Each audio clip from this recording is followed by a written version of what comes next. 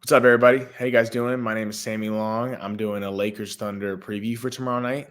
I know this is coming at you guys late, but I want to see the end of the Thunder Suns game just to see if there were any injuries or what happened with that heading into tomorrow's game. A lot of things to get into. Lakers actually got some help today with certain teams losing, but we need the Lakers to actually win and to move up the standings. Doesn't matter if other teams lose if they're going to stay complacent. But we're going to get into a little recap of tonight's game, Thunder Suns, strengths and weaknesses of the Thunder, the previous Laker Thunder games this year, and if the Lakers can bounce back. So we're going to hit a few topics today. We're going to start, as I mentioned, with the Thunder Suns recap. Very crazy game. Thunder got up big, 24 points.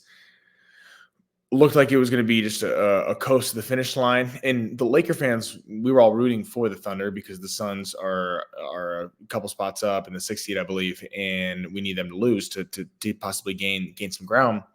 But what you hope is that it'd be a close game, so the Thunder couldn't rest any of their guys, and the Lakers might, for once, have a rest advantage because, as we know, the Lakers – night in, night out with energy. LeBron being 39 years old, I mean, they can get any rest advantage they can, especially against a young team like the Thunder, who are the youngest team in basketball.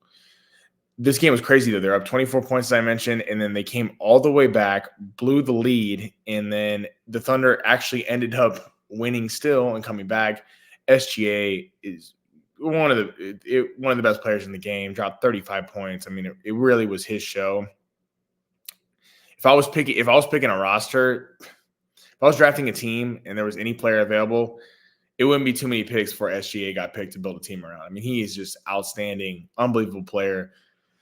And but the Suns did us a favor by coming back, but then still losing. So hopefully the Lakers can come out with some energy and take advantage that the Thunder played tonight. So getting into the strengths and weaknesses of Oklahoma City, this team. It's really the SGA, Chet, and Jalen Williams show. I mean, those three guys are unbelievable together. SGA is averaging a little over 31. Chet's averaging a little over 17. And Jalen Williams come out of nowhere. Rookie, 12th overall pick, is averaging over 19 points a game. He's been absolutely amazing. He's had a couple of really good games against the Lakers this year. They're averaging 121 points per game, which is fourth in the NBA. They score points in bunches. They score points fast. They want to run and gun. They're a very talented team. One of the faults of their teams, though, and this is why Brian Windhorst and a couple other guys have talked about how if the Lakers were going to get a first-round matchup of Minnesota or Denver or Oklahoma City would be the team the Lakers would pick because they struggle. They don't have a lot of size. Chet's their big man, and even going back to his days at Gonzaga, it's always been a problem for him because he's so light, he's so thin, extremely skilled player, but he's not moving around the big guys in the West of AD and Jokic and Gobert, guys like that. But I mean, the Lakers AD has to dominate. This is an Anthony Davis game. We all know how he played Saturday night. Inexcusable, 17 points, 2 shots in the fourth quarter. Jokic, frankly, bullied him, has the last 2 years, really, and it's sickening to watch. But the AD needs to do this to Chet because he can do it to Chet. And if he can't do it to Chet, I don't know who he's going to do it to because Anthony Davis should drop 30 in tomorrow's game. He's had great games against this team this year so far at 31 the first game, 26 in the second, 27 in the third. They also need to dominate on the glass. Every Laker needs to be crashing. Nurkic tonight, had 31 rebounds, which is a Phoenix Suns all-time record. The Thunder average 41.6 rebounds per game, which is tied for 26 in the NBA. This team they don't rebound. They don't rebound, and the Lakers need to take advantage of that and crash the glass. And as well, you got to get these guys in foul trouble. I mean, SGA, Chet, and Jalen Williams, these are the guys on their team. Yeah, they got a couple other contributors and Giddey and Lou Dort and guys like that, but you got to get the ball out of these guys' hands and not let all three of them get whatever they want. We know SGA is going to get what he gets because he's a great player. but you can't let Jalen Williams be cooking you and Chet. And then it opens up guys for Giddey hit a couple threes tonight. And Dortz had a couple really big games against the Lakers, actually. So this is going to be a good test tomorrow night. The other games this year, the Lakers got blown out in the first one, 133-110. Really ugly game. The second game, the Lakers won. That one, LeBron dropped the 40-piece. It was unbelievable. One of the best, vintage LeBron performance. And they won the last one as well. So the Lakers do match up with this team well. We've seen it this year. And, we need these games in the standings. I mean, there's no room for error, and they need to move up. The Lakers got some help tonight with the Warriors getting absolutely just manhandled by the Boston Celtics, losing by 52, which is crazy.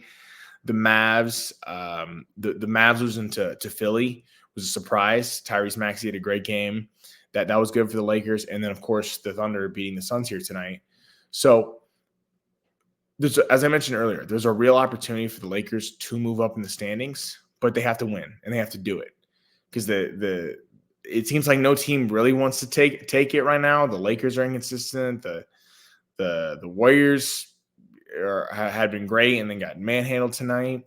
The Mavs have lost a couple games, and they were on a tear, and people are wondering what's up with them. The Suns are just up and down. You don't know with them. Sometimes they look unbelievable like they did last Sunday against the Lakers, and then I know they didn't have Booker tonight, but just odd performances where they don't look interested, and then they come back from 24, and then they just blow it at home. Very surprising, but this is gonna be a real test tomorrow night. How do the Lakers bounce back? Because the Nuggets' losses are very deflating. I know as a fan, I know a lot of other fans, it's like this team is a juggernaut, and the Lakers just can't seem to beat them. Michael Porter Jr. and Jamal Murray and Jokic, we got into it the other night on the post game, but really have dominated LeBron and AD and these guys. And so, at some point you're going to have to go through them. You're going to see the Nuggets, Timberwolves, or Thunder in the first round if you get out of the play-in, which is where the Lakers are at right now. So this is a litmus test. We know how they do against Denver. They've done so well far against OKC this year. Timberwolves coming up here Sunday night. So we're going to see where this team's at. Can this team really compete in the West? People talk about how, they can go on a run. I've been like that too. For all their flaws and all their inconsistencies, they still have LeBron. They still have Anthony Davis. But if in a span of a week you lose to the Nuggets, the Thunder, and the Timberwolves, I don't want to hear about how the Lakers are going on a run, because these are the teams that they're going to have to beat in the first round. They didn't work up enough of a gap where they could get a Suns or a Mavs or someone like that where they were up in the standings. That's just not going to happen. So it's a real litmus test. I'm expecting big things from Anthony Davis. I think he's going to have a big game. He does. I got to give AD credit on one thing. He does bounce back when he has a bad game. And it really, the frustrating part about the other night was he wasn't even calling for the ball. Call for the ball. You are one of the best players in the league. Call for the ball, dominate, show Chet who's the dominant big in the West. And hopefully this is a chance for, D'Lo and Reeves and guys to really get off in this game, because we know SGA is going to score. We know Jalen Williams is going to score. We know the guards are going to score. We need D'Lo and Reeves to match that, because we know LeBron and AD are going to get theirs, but we can't afford another bad night from D'Lo in the second half. And Reeves was inconsistent for the first half. Darvin Ham, I went in the post game about how I was very frustrated. He benched D'Lo the final 7 minutes because Cam Reddish wasn't really doing much. He doesn't offer anything offensively, and he was getting cooked by Jamal Murray, so I don't really know why he was out there. But I think the Lakers are going to be hungry for this one. Big game, and I'm excited to see the Lakers against an elite team in the West. The schedule doesn't get any easier, so the Lakers really need this game. So thank you guys for tuning in. I appreciate it. Look forward to the game. I'll see you guys in the post game tomorrow night, and go Lakers.